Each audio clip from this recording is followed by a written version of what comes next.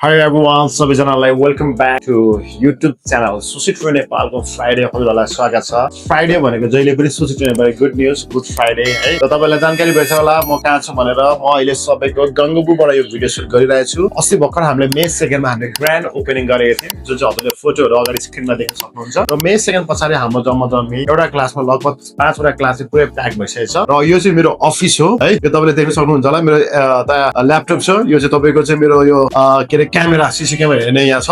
यो चाहिँ मेरो टेबल, यो चाहिँ मेरो चेयर हो। अब अचम्म लाग्छ होला राजको यस्तो छ भनेर। यहाँ अफकोर्स तपाईँको अहिले अन्डर कन्स्ट्रक्सनमा छ, पुरै कम्प्लिट भएको छैन। र म चाहिँ यहाँ बसेर अहिले काम गरिरहेको छु। हेर्नुहोस्, म बिहानै आउँछु यहाँ यसरी चट्ट बसेर काम गर्छु। मेरो जति पनि टास्कहरू हुन्छ, जति पनि मेरो क्लाइन्टहरूसँग फलोअप कामहरू हुन्छ, मेरो प्रोजेक्टहरू हुन्छ, यहाँ म काम गरिरहेको हुन्छु। अहिले चाहिँ भनिन्छ नि मान्छे त्यत्तिकै सजिलो त छैन नि त होइन। अब यसरी दुःख गर्दै गर्दै त बनियो है सुसिट्रो नेपाल। आज तपाईँको दोस्रो ब्रान्च हामीले गङ्गबु पिजीमा अगाडि हामीले ओपन गरिसकेको छु। र यो चोटि चाहिँ म तपाईँहरूसँग सक्सेस विद्यार्थीहरूसँग धेरै बनाए। यो चोटि चाहिँ हजुरहरूसँग सबै जति पनि लाइभ हेर्दै हुनुहुन्छ, युट्युबबाट हेर्दै हुन्छ, तपाईँसँग के कुराहरू जोड्न चाहन्छु। र विगतको दिनहरू म यसो तपाईँलाई म सुसिट्रो नेपाल हिस्ट्री बारेमा कुरा गर्न चाहन्छु। सुसिट्रो नेपाल आज यहाँसम्म दोस्रो ब्रान्चमा यो पहिलो भिडियो होला सुब्रामा, जुन चाहिँ मैले यो मेरो अफिसबाट बनाइरहेको छु भिडियो। र के कुराहरू तपाईँहरूसँग जोड्न चाहन्छु। आज एसटिएन किन यहाँ आइपुग्यो र कस्तो कस्तो चुनौतीहरू थियो लगायतको बारेमा कुरा गर्न चाहन्छु। र सुसिट्रो नेपाल 2022मा सानो एउटा अफिस, सानो कोठाबाट यो चाहिँ ट्रेनिङ सेन्टर उत्पादन भएको ट्रेनिङ सेन्टर हो है। र सानो कोठादेखि एउटा दुःख गर्दै गर्दै गर्दै गर्दै आज म यहाँसम्म आएँ। त्यति सजिलो थिएन, किनभने सुरुमा अनलाइनबाट सुसी क्लास गर्दाखेरि धेरैजना जस्तो भनौँ न मानिसहरूले मलाई चाहिँ होचाउनु हुन्थ्यो, अनलाइनबाट पनि हुन्थ्यो भन्दै थियो। त्यो पनि मैले कहिले पनि गिभ अप दिइनँ। मलाई भित्री मनबाट चाहिँ म केही गर्नु थियो, मैले सुसिट्रो नेपाललाई नेक्स्ट लेभल लानै पर्नेछ,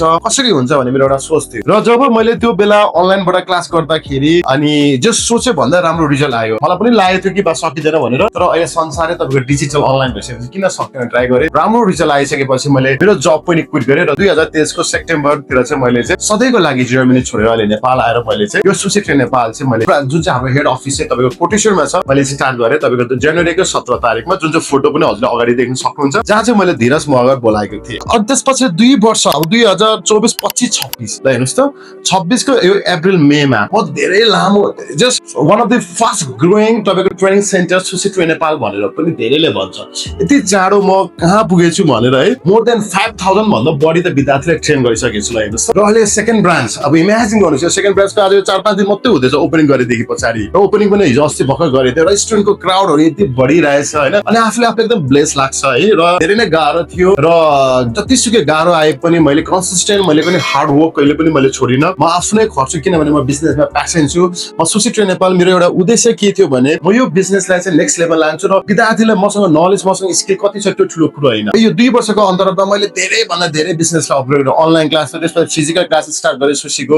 त्यस पछाडि तपाईँको चाहिँ हरेक वर्ष अपग्रेड, हरेक नयाँ नयाँ कुराहरू मैले गरिरहेको छु। जसरी तपाईँ आइफोन हुन्छ नि, आइफोनको के हुन्छ, हरेक वर्ष नयाँ नयाँ अपग्रेड गर्छ नि, आइफोन 11, 12 प्रो भन्छ भने जस्तै एसटिएनले पनि अपग्रेड गरिरहेको हुन्छु कि, किनभने मलाई मेरो बिजनेसमा अझै कसरी हुन्छ अझै अपग्रेड गरौँ। अब यो जुन चाहिँ कोर्स छ, फीहरू छ, यसमा स्ट्रक्चरहरू छ सुसीको, त्यसमा पनि मैले केही चेन्जेस, अझै हाई क्वालिटी ट्रेनिङ चाहिँ लिएर म चाहिँ गर्नु चाहन्छु। सुसी क्लास थियो, त्यसमा बारिस्टा क्लास गरेँ, एड गरेँ, हट किचन क्लास एड गरेँ, बेकरी गरेँ। त्यस पछाडि धेरै विद्यार्थीहरूलाई बाहिर विदेश पनि पठायो। र हामीले तपाईँको 2025मा च्यारिटी पनि गऱ्यौँ, हामीले केही डोनेसन पनि गरेँ, हजुरले फोटो पनि अगाडि देख्न सक्नुहुन्छ।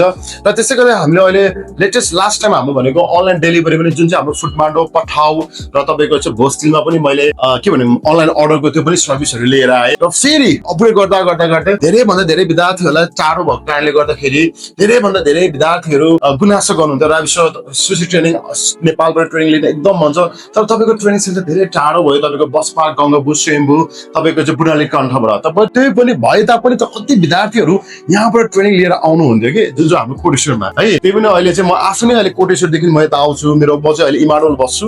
र आफूलाई कस्तो फिल हुन्छ भने बाइकमा म जाने आउनु अहिले आइरहेको छु नि त म यहाँ मेरो सेकेन्ड ब्रान्चमा, बाटोमा आउँदा पनि कस्तो फिल हुन्छ भने ओहो यत्रो टाढोबाट, कति टाढो लाग्छ क्या मलाई। पेट्रोल त्यत्तिकै खर्च हुन्छ, अनि त्यो मलाई के फिल हुन्छ भने यत्रो टाढो भएर पनि एसटिएनलाई यति माया गर्ने हाम्रो विद्यार्थीहरू हुन्थ्यो भने मलाई अहिले फिल हुन्छ कि। त्यही कारणले गर्दाखेरि मलाई एकदम ब्लेस छु। र तपाईँहरूको म्याचमा अब यो सेकेन्ड ब्रान्च आइसकेको छु। र यो सेकेन्ड ब्रान्चको यो फर्स्ट भिडियो हुन त सक्सेस भिडियो पनि बनाउन सक्थेँ, तर यो चोटि चाहिँ अझै एक्स्ट्रा युनिक गरौँ न त। मेरो विगतको दिनहरू सम्झेर अनि आज यहाँसम्म आएको हल्का तपाईँलाई यो जोडेर जो भिडियो बनाएको हो।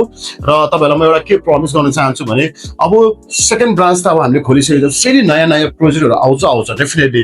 र धेरैभन्दा धेरै मार्केटमा सुसी सेफहरू म प्रोड्युस गर्छु, र धेरैभन्दा धेरै म विद्यार्थीको लाइफ म चेन्ज गर्छु। जसरी एसटिएनले धेरैभन्दा धेरै तपाईँको 200-250 जस्तो विद्यार्थीहरूलाई त हामीले ग्लोबली जब प्लेसमेन्ट गरिसकेको छौँ। ल इमेजिन गर्नुहोस् त अब झन् अब यो त झन् स्ट्रङ बाई स्ट्रङ भइरहेछ सुसिट नेपाल है।